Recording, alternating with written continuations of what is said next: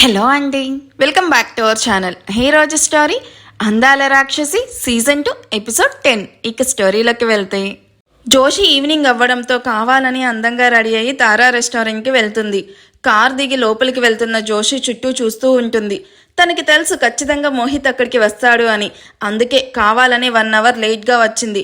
Door open చేసి లోపలికి వెళ్ళి మోహిత్ కోసం సర్చింగ్ స్టార్ట్ చేస్తుంది. కానీ ఎక్కడ తనకి మోహిత్ కనిపించకపోయేసరికి డిసప్పాయింట్ అవుతూ, ఏంటిది మోహిత్ ఎక్కడ కనిపించడం లేదు, నేను వివేక్ను మీట్ అవ్వడానికి వస్తున్నా అని తెలిసి కూడా రాలేదు అంటే నిజంగా మోహిత్కి నా మీద ప్రేమ కంటే కోపమే ఎక్కువ ఉందా అని బాధగా అనుకుంటూ ఆలోచిస్తూ ఉంటుంది. అంతలో హాయ్ హాటీ అని వినిపించిన వాయిస్కి తల తిప్పి చూసిన జోషి తన వైపే నవ్వుతూ చూస్తూ తన ముందు బొకే పట్టుకొని నిల్చుకున్న వివేక్ కనిపించడంతో మొహం మీద ఫేక్ స్మైల్ ఇస్తూ హాయ్ వివేక్ అంటూ తిరిగి విష్ చేస్తుంది.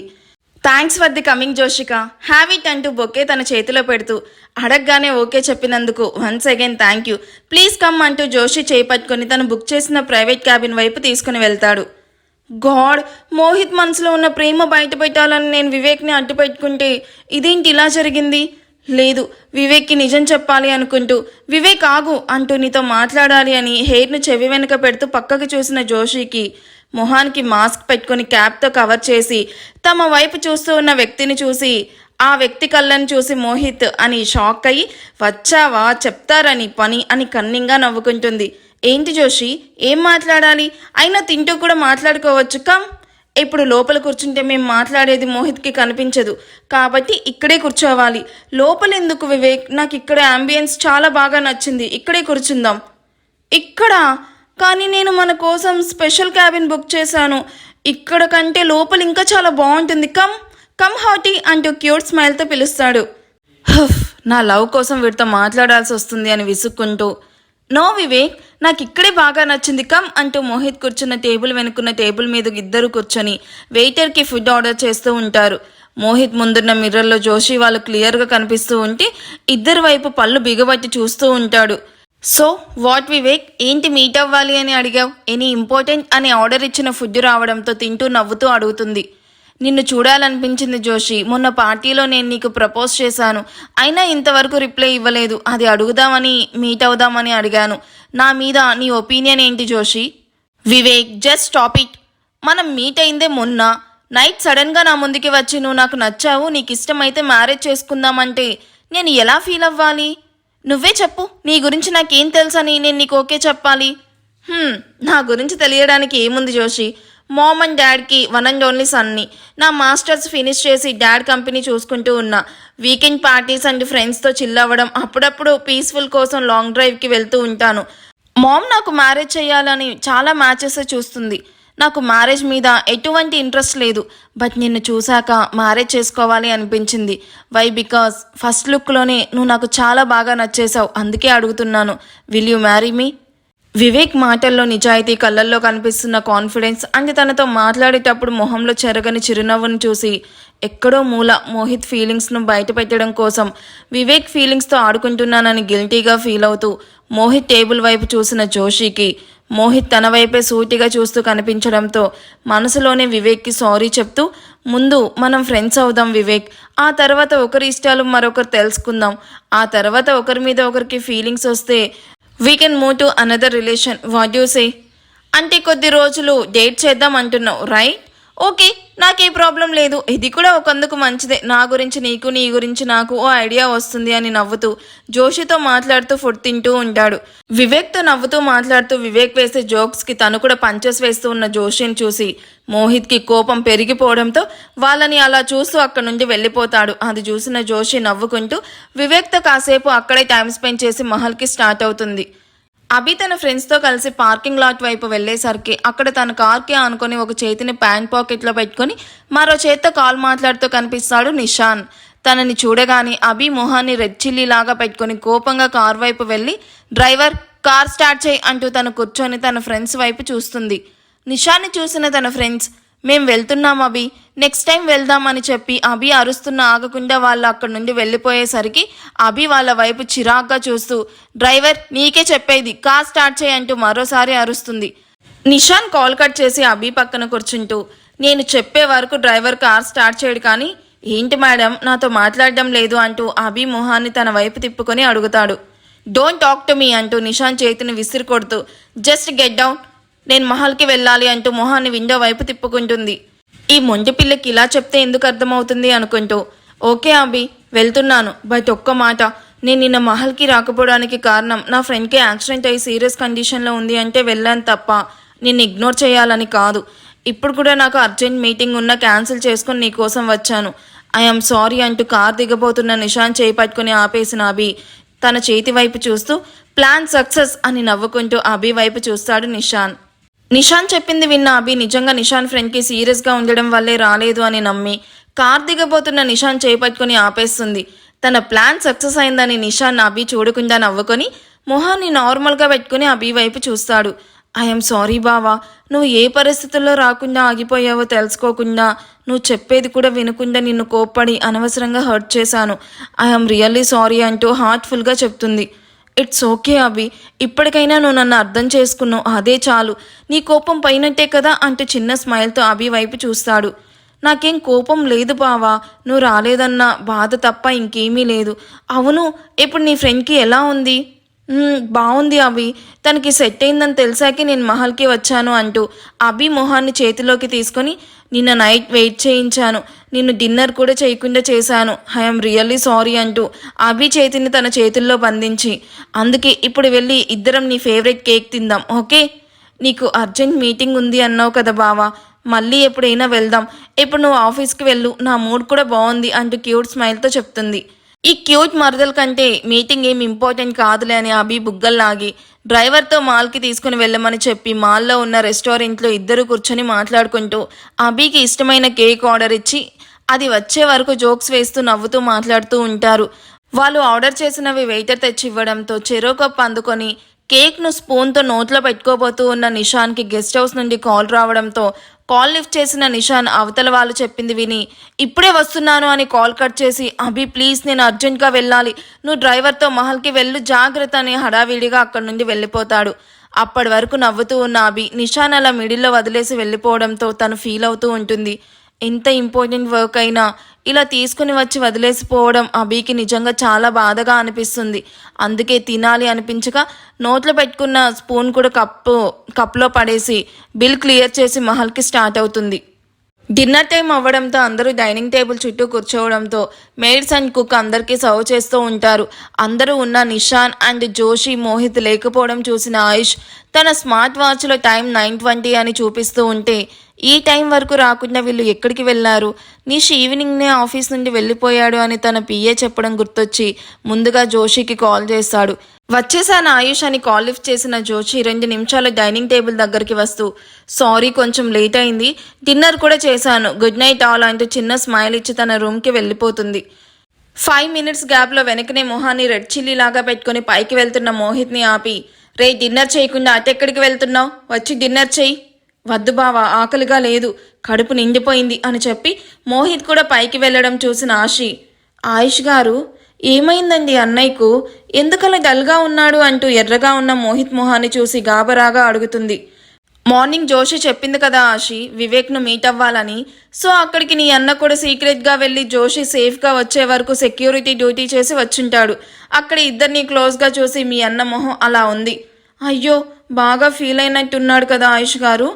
మరేం పర్వాలేదు, వాడికి ఆ మాత్రమన్నా కావాలి, లేకపోతే లైఫ్ టైం బ్రహ్మచారిలానే ఉండిపోతాడు కానీ బామచారి అవ్వడు. అంతగా కావాలంటే నువ్వు కూడా పోయి నీ అన్నతో తోడుగా ఏడు అని యాటిట్యూడ్గా చెప్పి నిషాన్కి కాల్ చేస్తాడు. ఆయుష్ వైపు చూసి మూతి తిప్పుతూ తన డిన్నర్ పూర్తి అవ్వడంతో హాల్లో ఆడుకుంటూ ఉన్న దియాను ఎత్తుకొని అందరికీ గుడ్ నైట్ చెప్పి తన రూమ్లోకి తీసుకుని వెళ్ళి మెడిసిన్స్ వేసుకున్న తర్వాత తన గుండెల మీద పడుకోపెట్టుకుని చోకొడుతూ ఉంటుంది. తన వడిలో పడుకున్న మధు వైపు చూస్తూ కాల్ లిఫ్ట్ చేసిన నిషాన్ గట్టిగా ఊపిరి వదిలి అన్నయ్య వచ్చేస్తున్నాను అని కాల్ కట్ చేసి మెల్లగా మధుని పిల్లో మీదకు షిఫ్ట్ చేసి గెస్ట్ హౌస్ నుండి మహల్కి స్టార్ట్ అవుతారు. అందరూ డిన్నర్ పూర్తి చేసి ఎవరి రూమ్స్కి వాళ్ళు వెళ్ళిపోయిన ల్యాపీ పట్టుకుని హాల్లో సోఫాలో కూర్చొని సీరియస్గా వర్క్ చేస్తూ ఉన్న ఆయుష్ని చూసి ఆయుష్ ఏంటి ఇక్కడ, ఆశి నీకోసం అక్కడ వెయిట్ చేస్తూ ఉంటుంది, రూమ్కి వెళ్ళు, నిష్ వచ్చేస్తాళ్లే, తనేం కిడ్ కాదు కదా. నాకు వర్క్ ఉంది విక్కీ, రూమ్లో దియా డిస్టర్బ్ చేస్తుంది, అందుకే ఇక్కడికి వచ్చున్నాను, గుడ్ నైట్ అని ఇండైరెక్ట్గా విక్రమ్ని వెళ్ళమని చెప్పడంతో విక్రమ్ ఇంకేమీ మాట్లాడకుండా కామ్గా తన రూమ్కి వెళ్ళిపోతాడు. మేడ్తో జోషి మోహితులకు మిల్క్ పంపించి వర్క్ చేసుకుంటూ ఉన్న ఆయుష్కి అరగంట తర్వాత మహల్లోకి వస్తూ కనిపిస్తాడు నిషాన్. నిషాన్ని చూసి ల్యాపీ పక్కన పెడుతూ నీష్ కమ్ హియర్ అంటూ బేస్ వాయిస్తో పిలుస్తాడు.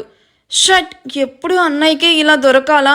నీ ఫేట్ ఏంట్రా మరి ఇంత దరిద్రంగా ఉంది అని తనని తానే ఇన్నర్లో తిట్టుకుంటూ వెళ్ళి ఆయుష్ ముందు నిల్చుకొని హాయ్ అన్నయ్య, ఏంటి ఇంకా పడుకోలేదా? నేను ఓకే, నువ్వేంటి ఈ మధ్య లేట్ నైట్ అవుతుంది రావడం? ఎక్కడికి వెళ్ళొస్తున్నావు ఇప్పటి వరకు అంటూ క్రాస్ లెగ్స్ వేసుకుని యాటిట్యూడ్గా అడుగుతాడు. చెప్పాను కదా అన్నయ్య, ఫ్రెండ్కి హెల్త్ అప్సెట్ అయింది అని. తన దగ్గరే ఉన్నా, అందుకే లేట్ అయింది. కొన్ని రోజులు ఇలాగే లేట్ అవుతుందన్నయ్య. తన హెల్త్ ఓకే అయ్యాక రెగ్యులర్ టైంకి మహల్లో ఉంటాను. ప్లీజ్ ఎక్స్క్యూజ్ చెయ్యి. ఆయుష్ పైకి లేచి చెమటలు పట్టిన నిషాన్ వైపు చూస్తూ బొటని వేలుతో చెమట తుడుస్తూ రేపటి నుండి నువ్వు రెగ్యులర్ టైంకి నువ్వు మహల్లో ఉండాలి. లేదు అంటే నెక్స్ట్ మినిట్ నేను నీ కళ్ళ ముందు ఉంటాను. ఫ్రెండ్స్ ఇంపార్టెంటే కాదు అనను, but family is more important than friends. Got it? Next time ఇది రిపీట్ చెయ్యకు. ఓకే అన్నయ్య అంటూ బెదురుగా చెప్తున్న నిషాన్ జుట్టు సరిచేస్తూ కమ్ అంటూ నిషాన్ డైనింగ్ టేబుల్ దగ్గరికి తీసుకుని వెళ్ళి కుక్ వైపు చూడడంతో కుక్ ఫాస్ట్గా నిషాన్కి డిన్నర్ వడ్డిస్తూ వెనకనే వెళ్ళి నిల్చుకుంటుంది. ఆయుష్ని చూసి నిషాన్ ఫాస్ట్గా డిన్నర్ పూర్తి చేసి హ్యాండ్ వాష్ చేసుకుని పైకి లేవగానే ఆయుష్ నిషాన్ మూతికి అంటిన గ్రేవీ తుడుస్తూ నువ్వేం చేసినా నాకు తెలుస్తూనే ఉంటాయి నీష్, సో బీ కేర్ఫుల్ అని చెప్పడంతో నిషాన్ కంగారుగా ఆయుష్ వైపు చూస్తూ గుడ్ నైట్ అన్నయ్య అంటూ ఫాస్ట్గా అక్కడి నుండి వెళ్ళిపోతాడు. నిషాన్ వెళ్ళాక ఆయుష్ ఆలోచనలో పడతాడు. నిషాన్ తన రూమ్కి వెళ్ళి బెడ్ మీద కూర్చొని గుండెల మీద చేయి పెట్టుకొని థ్యాంక్ గాడ్, అన్నయ్యకి మధు గురించి తెలిసింది అనుకుని టెన్షన్ పడ్డాను. ఇంకా తెలియలేదు అని అర్థమైంది. ఎందుకైనా మంచిది ఇప్పటి నుండి జాగ్రత్తగా ఉండాలి అని. తను రెస్టారెంట్లో ఉన్నప్పుడు మధు రూమ్లో అన్నీ విసిరేస్తూ పిచ్చిగా బిహేవ్ చేస్తుంది అని మంగమ్మ గెస్ట్ హౌస్ నుండి కాల్ చేయడంతో నిషాన్ అభికి జాగ్రత్తగా వెళ్ళమని చెప్పి ఫాస్ట్గా తన కారులో గెస్ట్ హౌస్కి స్టార్ట్ అవుతాడు.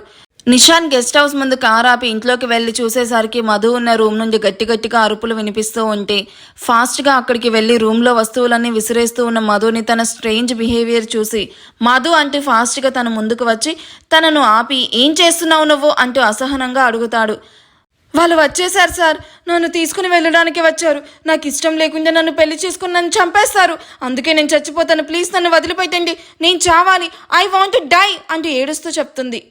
మధు హెల్త్ కండిషన్ సరిగ్గా లేదని అర్థం చేసుకున్న నిషాన్ తన విసుగును దాచి మధు లిజన్, ఇది నా గెస్ట్ హౌస్, ఇక్కడికి నన్ను కాదని ఎవరు రాలేరు, సో యు జస్ట్ రిలాక్స్ అంటూ మధు చేపట్టుకుని బెడ్ మీద కూర్చోబెట్టి తన పక్కనే కూర్చొని అసలు ఏం జరిగింది, నువ్వు ఎవరిని చూసి ఇంతలా భయపడుతున్నావంటూ ఆప్యాయంగా అడుగుతాడు. నన్నేమీ అడగకండి సార్, నేనేమీ చెప్పలేను అని ఏడుస్తూ ఉన్న తనే చొరవగా నిషాన్ ఒళ్ళో తన పెట్టుకొని వణుకుతూ ఉన్న చేతులతో నిషాన్ చేతుల్ని పట్టుకొని కళ్ళు మూసుకొని పడుకుంటుంది. మధు అలా పడుకోవడం షాకింగ్ అండ్ ఇబ్బందిగా అనిపించిన వణుకుతూ ఉన్న తన బాడీ వైపు చూసి దూరం జరపాలి అనిపించక మౌనంగా తన వైపు చూస్తూ కూర్చొనున్న నిషాన్కి ఆయుష్ నుండి కాల్ రావడంతో నిద్రపోతున్న మధుని వదిలి మహల్కి స్టార్ట్ అవుతాడు. జరిగింది గుర్తు చేసుకుంటూ ఇంకోసారి మహల్కి లేట్గా రాకూడదు అండ్ మధుని వీలైనంత త్వరగా ఆ ఫోబియా నుండి బయటపడేలాగా చేసి తనను పంపించేయాలి అనుకుంటూ ఈవినింగ్ అభిను అలా వదిలి వెళ్ళడం గుర్తొచ్చి అభి ఫీల్ అయ్యి ఉంటుంది. ఇప్పుడు ఎలా? అదేంటో అభితో ప్రోగ్రామ్ ఉన్నప్పుడే ఇలా అవుతుంది. ముందు వెళ్ళి అభికి సారీ చెప్పాలి అని ఫాస్ట్గా ఫ్రెష్ అయ్యి అభి రూమ్లోకి వెళ్ళి చూడగా అభి డీప్ స్లీప్లో ఉండడం చూసి చిరునవ్వుతో అభికి సరిగ్గా బెడ్షీట్ అడ్జస్ట్ చేసి అభి నుదిటిన ముద్దాడి ఆ రూమ్ నుండి తన రూమ్కి వెళ్ళిపోతాడు. అభి రూమ్ నుండి నిషాన్ వెళ్ళడం చూసిన ఆయుష్ నోసలు ముడి పడతాయి. అభి రూమ్ డోర్ ఓపెన్లో ఉండడంతో అభి వైపు ఓసారి చూసి డోర్ క్లోజ్ చేసి తన రూమ్కి వెళ్ళి డోర్ లాక్ చేసి ఫ్రెష్ అయ్యి బెడ్ మీద పడుకొని నిషాన్ గురించి ఆలోచిస్తూ ఉంటాడు. డోర్ లాక్ చేసిన సౌండ్కి మగతగా కళ్ళు తెరిచి చూసిన ఆషికి ఆయుష్ బెడ్కి ఆనుకొని నుదుటి మీద చూపుడు వేలు బొటన వేలుతో రాస్తూ సీరియస్గా కనిపించడంతో తన మీద పడుకున్న దియాను జాగ్రత్తగా బెడ్ మీద పడుకోబెట్టి అప్పటి నుండి దియా తన మీదే ఉండడంతో బాడీని అటు ఇటు తిప్పి వెళ్ళి ఆయుష్ పక్కన కూర్చొని ఆయుష్ గారు అంటూ ఆయుష్ చేతి మీద చేయి వేస్తుంది. ఆషి స్పర్శకి తన వైపు చూసిన ఆయుష్ ఆషి ఏంటి లేచావంటే తనని దగ్గరకు తీసుకుని ప్రేమగా అడుగుతాడు. డోర్ లాక్ చేస్తున్న సౌండ్స్కి మెలకు వచ్చింది ఆయుష్ గారు. ఈ టైం వరకు రూమ్కి రాకుండా ఏం చేస్తున్నారు? వచ్చాక పడుకోకుండా ఏదో ఆలోచిస్తున్నారు, ఏమైంది ఆయుష్ గారు అంటూ ఆయుష్ వైపు చూస్తూ అడుగుతుంది. నథింగ్ ఆషి, ఏదో బిజినెస్ ఇష్యూస్ అంతే, కమ్ అంటూ తను పడుకొని ఆషిను గుండెల మీద పడుకోబెట్టుకొని తన చుట్టూ ఓ చేయి వేసి మరో చేత తన తల నిమురుతూ ఏదో ఆలోచిస్తూ కళ్ళు మూసుకుంటాడు. ఆయుష్ గుండెల మీద తలపెట్టుకొని ఆయుష్ వైపు చూస్తూ, ఆయుష్ గారు మీరు దీని గురించి బాగా డిస్టర్బ్ అయ్యారని అర్థమవుతుంది. అదేంటో చెప్పండి. పోనీ నాకు చెప్పకూడని విషయం అయితే వద్దు, నేను అడగను. బట్ మీరు అలా సీరియస్గా ఉంటే నాకు నచ్చడం లేదు. ఆయుష్ పైకి లేచి కూర్చొని తన పక్కనే ఆశని కూడా కూర్చోబెట్టుకొని, నిష్ అతి మంచితనం వల్ల ఏదైనా ప్రాబ్లంలో పడతాడేమో అనిపిస్తుంది ఆశి. నీకు తెలుసు కదా, నిష్ చాలా సెన్సిటివ్. ఎవరేం చెప్పినా ఈజీగా నమ్మేస్తాడు. అందుకే నిష్కి ఇంత ఏజ్ వచ్చినా నాకు కిడ్లానే కనిపిస్తున్నాడు. అందుకే దియాను ఎలా చూసుకుంటున్నాను, నిష్ని కూడా అలాగే చూస్తున్నాను. నిష్కేమైంది ఆయుష్ గారు? తను బాగానే ఉన్నాడు కదా, మీకెందుకు అలా అనిపిస్తుంది? ఆశి, నీకు నిష్కి పరిచయం మహా అంటే 2 years అయి ఉంటుంది. కానీ నాకు వాడు 5 years ఉన్నప్పటి నుండే, అంటే 20 yearsగా నిష్ని చూస్తూ ఉన్నాను. సో నిష్ గురించి నాకు బాగా తెలుసు. తనకి ఫ్రెండ్ సర్కిల్ కూడా చాలా తక్కువ. బట్ ఫ్యూ డేస్గా నిష్ మహల్కి లేట్గా రావడమే కాకుండా ఆఫీస్లో కూడా ఉన్నట్టుండి ఎక్కడికో వెళ్ళిపోతున్నాడు. ఇవాళ కూడా ఫ్రెండ్ దగ్గరికి వెళ్ళే వచ్చానని చెప్పి లేట్గా వచ్చాడు. ఆయుష్ గారు, మీరే ఎక్కువగా థింక్ చేస్తున్నట్టు అనిపిస్తుంది. నిజంగానే నిష్ ఫ్రెండ్ దగ్గరికి వెళ్ళాడేమో. అయినా మీకు నిష్ ఎందుకు అబద్ధం చెప్తాడు చెప్పండి? ఆశి, నేను కూడా అలాగే అనుకున్నాను. బట్ ఇందాక నిష్తో మాట్లాడుతూ ఉన్నప్పుడు నిష్ నుండి అమ్మాయి పర్ఫ్యూమ్ స్మెల్తో పాటు తన షర్ట్లో రోజ్ పెటల్స్ కనిపించాయి. అందుకే నాకు ఎందుకో నిష్ ఏదైనా ప్రాబ్లంలో పడతాడేమో అని నా మైండ్ ఎందుకో సెన్స్ చేస్తూ ఉంది.